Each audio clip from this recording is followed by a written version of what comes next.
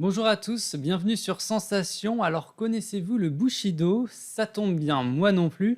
Et justement, je vous propose de découvrir cette pratique sportive avec Max Lemonnier. Bonjour. Bonjour. Donc vous êtes professeur à l'école Bushido Tokushukan de Bernay. Oui, Vous avez ouvert votre école en 1990. oui. On va définir ensemble ce qu'est le Bushido, mais avant ça, qu'est-ce qui vous a dirigé vers cette pratique sportive si particulière?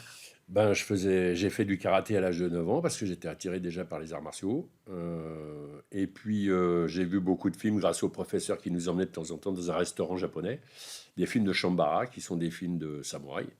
Et je suis tombé sur les 7 samouraïs. Voilà. Et du coup, comme je suis cinéphile en plus à l'époque, je suis tombé amoureux tout de suite. Je me suis dit, c'est ça que je veux faire. Voilà. Sauf que à l'époque, il n'y avait pas. Il n'y avait pas d'école. Donc, je suis parti à l'armée. Et quand je suis revenu de l'armée, j'ai fait du kung-fu.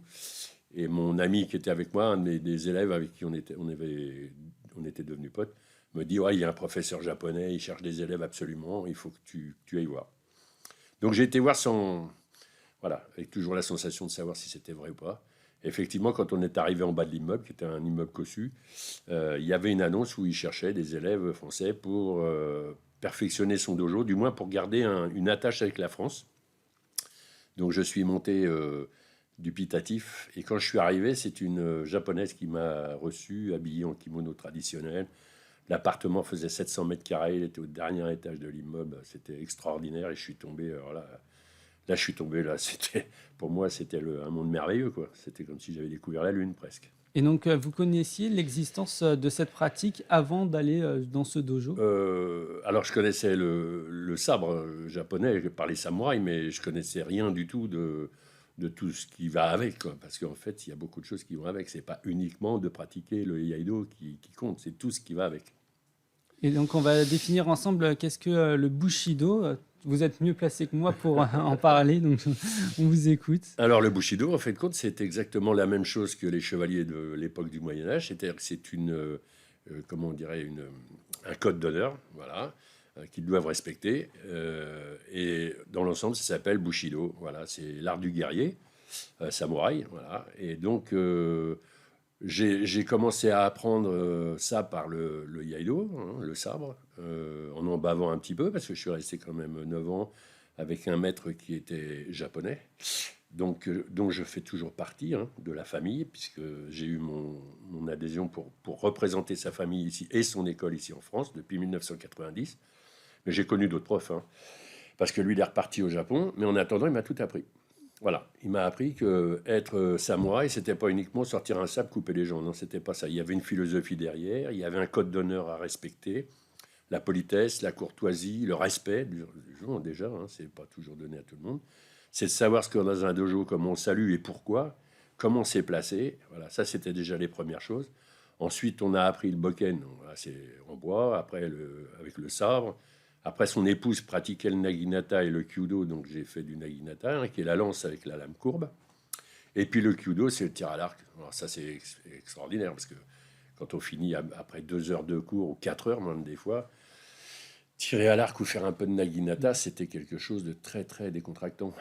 Voilà. Et donc, comment ça se pratique le Bushido? Est-ce qu'il y a un habit traditionnel à porter? Quelles armes sont utilisées? Alors, la tenue traditionnelle est celle à peu près du kendo, hein. Donc la veste, le dogi, le hakama, les chaussons, hein, les ori, voilà, pour pratiquer, puisque du vestiaire jusqu'au tatami, on doit porter des chaussons, hein. Ça, c'est impératif, c'est le premier respect à avoir pour le dojo. Et puis, vous avez la ceinture intérieure, qui est une ceinture, un hobby, qui est quelque chose de très épais, qui permet, quand on passe au katana, au sabre, d'avoir très serré, de façon à ce que le sabre tienne bien. Les armes, c'est divers, c'est le katana. D'abord, c'est le bokken en bois, hein, pour apprendre, parce qu'on ne passe pas tout de suite au katana, c'est beaucoup trop dangereux. Il faut déjà maîtriser. Ensuite, on passe au sabre. Après, il y a les deux sabres, il y a le wakizashi et le katana. Après, vous avez le bâton, vous avez la naginata et le tir à l'arc. Voilà. C'est en fait, compte, c'est tous les arts pratiqués par un samouraï normal, hein. Et le Bushido, c'est avant tout une pratique sportive de Non, guerrier non, japonais? non, non. Pas du tout. Ça n'a rien à voir. C'est pas du sport, hein. C'est d'abord une passion. Il faut être d'abord passionné. Parce que moi, j'ai fait une licence d'histoire avec ce maître du 13e au 19e siècle. Licence d'histoire parce que sa famille, ses ancêtres sont nés, son école est née en 1375 et à Caroussa, donc, enfin qui a pris le nom d'Acaroussa maintenant, mais qui portait d'autres noms avant. Et du coup, non, c'est un tout, hein, c'est un respect. Vous êtes sur un tatami, il faut être passionné, c'est-à-dire qu'il faut venir pour pratiquer avec l'histoire que ça comporte. C'est-à-dire connaître le Japon, savoir comment ils vivent, ne pas dire que ce ne sont pas des gens pas faciles, non, c'est des gens qui ont un état d'esprit, qui ont une pratique que nous, on doit respecter quand on pratique pour eux.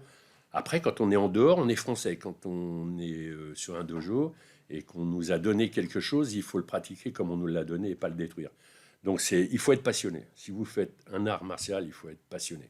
Si vous n'êtes pas passionné, il ne faut pas le faire. Il ne faut pas le faire comme un sport, c'est pas un sport. Et donc, dans les arts martiaux, on parle souvent de l'honneur. Est-ce qu'on le retrouve à travers le Bushido? Normalement, oui. Normalement, oui. Et donc, sur Internet, on voit que le Bushido est considéré comme le doigt moral du samouraï. Mhm. C'est une idée que vous partagez. Tout à fait. Et pourquoi? Bah, parce que je pense qu'à notre époque, il n'y a plus beaucoup de respect comme le Bushido peut vous l'apporter. Donc, vous avez au moins ça, c'est quand vous passez la porte d'un dojo. Hein, et le dojo, vous savez que le dojo veut dire l'endroit où on pratique, le lieu où on pratique, c'est-à-dire le lieu de l'éveil. Donc, quand vous êtes sur le tatami, il faut tout oublier autour de vous, c'est-à-dire vos soucis, vos problèmes. Vous êtes là pour pratiquer, donc pour vous faire du bien. Et aussi pour apprendre tout ce qui va avec, le respect, la politesse, voilà, tout, la sensation de pouvoir défendre les autres, un plus faible, par exemple. Ça en fait partie aussi, bien sûr. Voilà. Ce sont les principes que vous essayez d'inculquer à vos élèves? Alors, j'essaye pas, je les inculque. Celui qui n'y arrive pas s'en va en général de lui-même. Voilà. Donc, l'école que j'avais avant, qui était à Fontenay-le-Fleury dans le 78, j'avais entre 25 et 30 élèves et je faisais 3 cours par semaine pour avoir un minimum, parce que vous ne pouvez pas avoir 30 élèves sur un dojo, hein, ou alors il faut qu'il soit immense. Et puis, c'est au détriment un petit peu de... Il faut pas...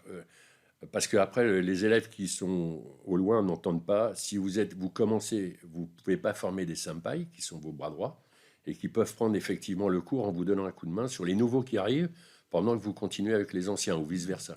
Donc, il faut former une école avec donc des dirigeants qui vous surplantent quand vous avez besoin d'eux. Donc, c'est pas facile. C'est beaucoup, beaucoup, beaucoup de travail. Donc, vous êtes justement aujourd'hui professeur de Bushido à Bernay. Oui. À quel âge on peut commencer à pratiquer cet art martial? Alors moi, je prends qu'à partir de 12 ans, justement pour ce que je vous ai dit avant, c'est qu'il faut être très très présent. Il faut être concentré, il faut être là et on ne peut pas se permettre de se distraire. Donc il y a des jeunes à 12 ans qui sont comme ça. Donc moi, je les teste quand ils arrivent, ils me disent oui, j'ai 12 ans ou je ne les ai pas encore. Ça m'est arrivé où j'étais avant, ou avoir des jeunes qui n'avaient pas encore leurs 12 ans et qui sont devenus de très excellents les élèves et qui sont restés 10-12 ans avec moi. Parce qu'après, les études ont fait que... Voilà. Mais bien sûr que je prends à partir de 12 ans, pas en dessous.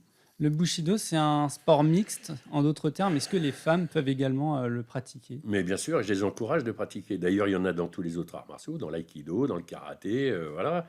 Et pourquoi pas? Au contraire, moi je pense que c'est une porte ouverte aux femmes, au contraire. Et est-ce qu'il existe des championnats de Bushido en Non, France non. et à l'international? Alors, c'est pas le Bushido. Hein. Le Bushido, en fait, compte, c'est l'art de vivre du samouraï. En fait, compte, c'est du Iaido. Hein. D'accord? On est bien d'accord. L'école, c'est Iaido. Bon. Ensuite, le Bushido, c'est le respect que ça inculque et c'est à vous de l'apprendre à vos élèves. De leur expliquer pourquoi ça veut dire ça et qu'est-ce que c'est. Voilà.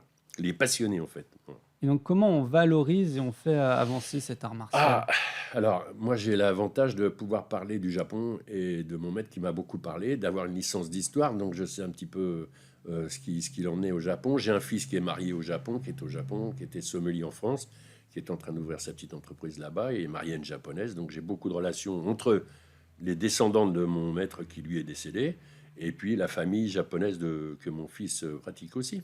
Voilà. Donc, ça aide parce qu'on apprend plein de choses. Voilà. Et donc, vous insistez sur le fait que le Bushido, ce n'est pas un sport, Alors, mais c'est vraiment. Est-ce que c'est vraiment ouvert à tous? c'est ouvert à tous ceux qui sont passionnés ou qui peuvent s'en passionner et qui ont envie d'en faire. Voilà. Il ne faut pas qu'ils se disent dans la tête, ça y est, je vais prendre un sabre et puis je vais couper. Non, c'est pas ça. C'est pas du tout ça. Il y a plein de choses en amont. Un samouraï, il peut aussi faire de l'ikebana, c'est l'art floral. On peut faire l'art, il faut savoir s'habiller, il faut savoir plein de choses. C'est pas uniquement couper les gens en rondelles. Merci Max Voilà. Lemonnier d'avoir été avec nous sur Je vous en Sensation. prie. Je rappelle que vous êtes sensei et professeur Ouais. de Bushido à l'association Tokushula Voilà. de Bernay. Ouais. Et pour pouvoir réécouter cette émission, rendez-vous sur votre site internet ou sur votre application Radio Sensation.